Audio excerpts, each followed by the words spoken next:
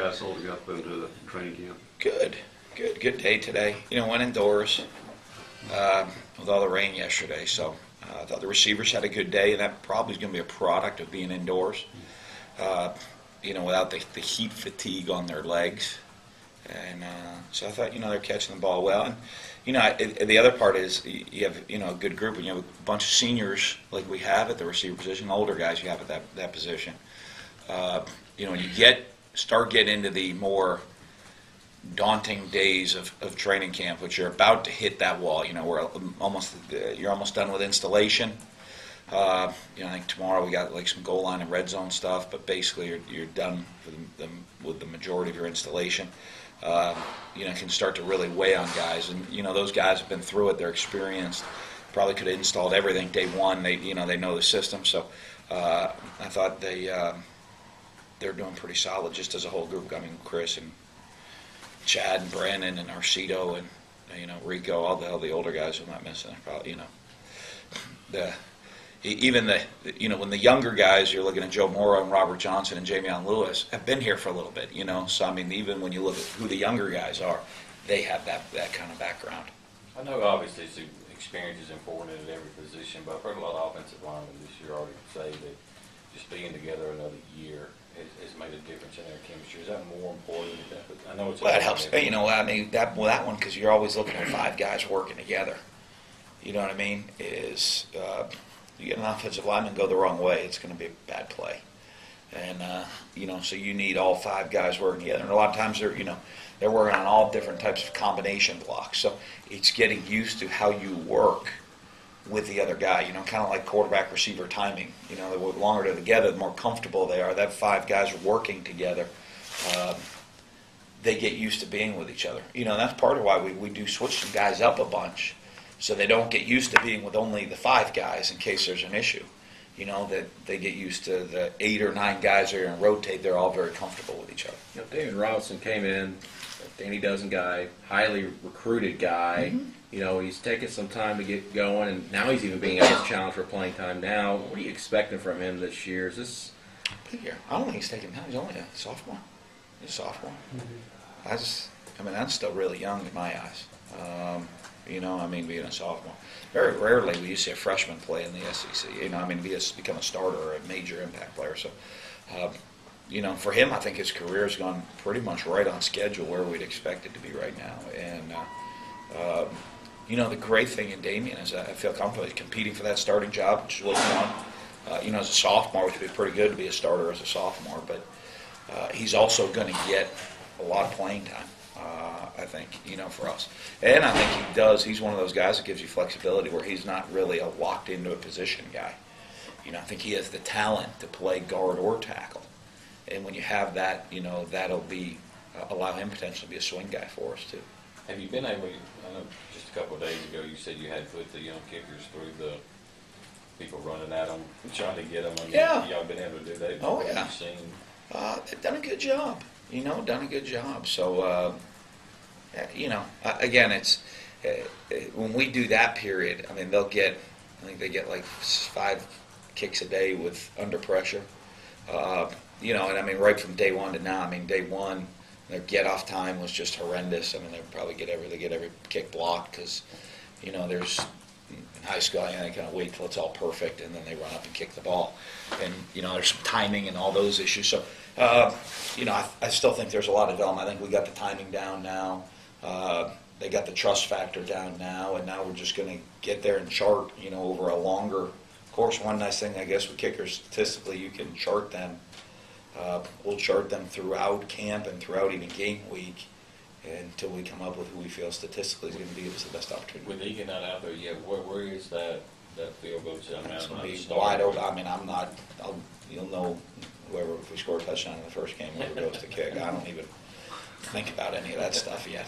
So to be honest, I haven't looked at the statistics. I don't even want to look at the statistics now. We'll do that in a couple of weeks. I just want to get a mass accumulation of numbers. You got your 2-point plays ready? Yeah, sure. We might not punt or go for 2, right? There's some high schools that do that stuff. Like they refuse to ever kick. It's like a whole thing about it. That's a big deal, right? I'm gonna have to get that book. I'll join the club. With so many practices in a row and just having two scholarship quarterbacks, do you kind of have to watch their arm fatigue, or is that just where the summer workouts come in handy? No, I mean, we rotate the young guys. So, I mean, the Golden and Swindle, they're getting reps of practice. And so, I mean, I think how we've done it, we've gotten more reps this year than we've ever done in the past, overall reps. And so what we're doing as coaches is you're force-feeding young guys. Now as you look over sometimes, you might not be as happy. Or, what was that decision? What are we doing? And it's a young freshman quarterback making that decision. So, you go back and if I saw one of our older guys make it, I wouldn't have been very happy. But, you got to coach them up, and they're digesting things, and they're getting great opportunity to get a lot of reps.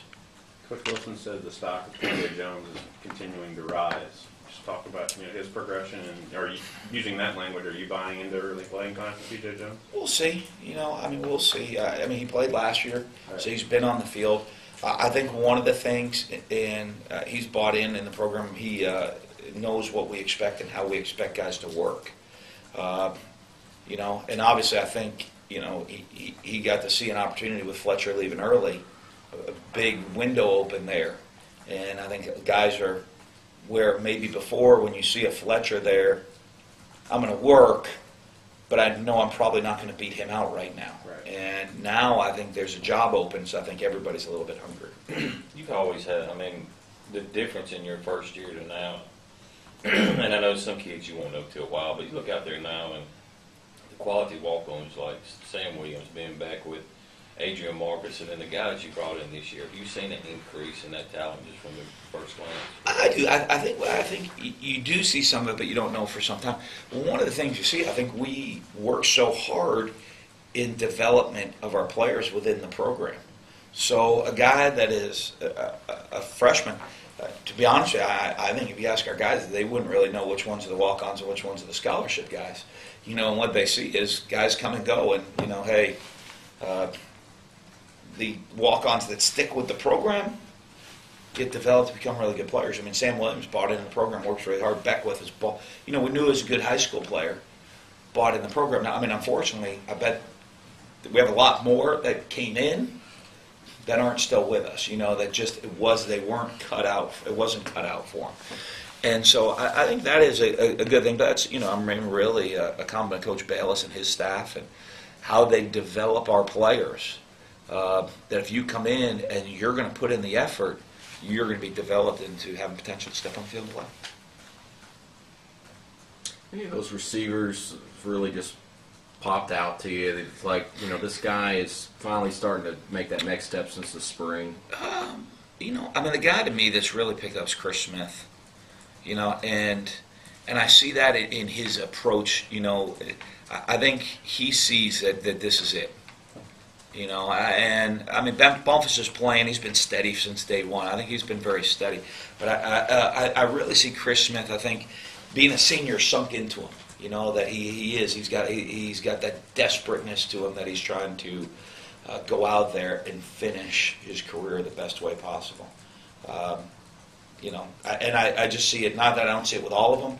I see it even more with him. Anything to do with his high school teammate being the starting quarterback now? No, it's.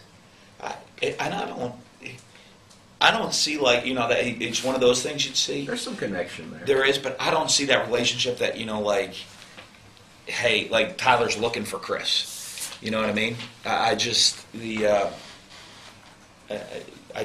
that he's, I think he's just kind of realizes that's it. I talked to the guys sitting in the front row of the meeting room now, and they're like, man, honestly, they said it seemed like last week I was sitting in the back row, and now here I am in the front row. And I think that when that sinks into those guys, they can flick another switch, and they say, this is it now.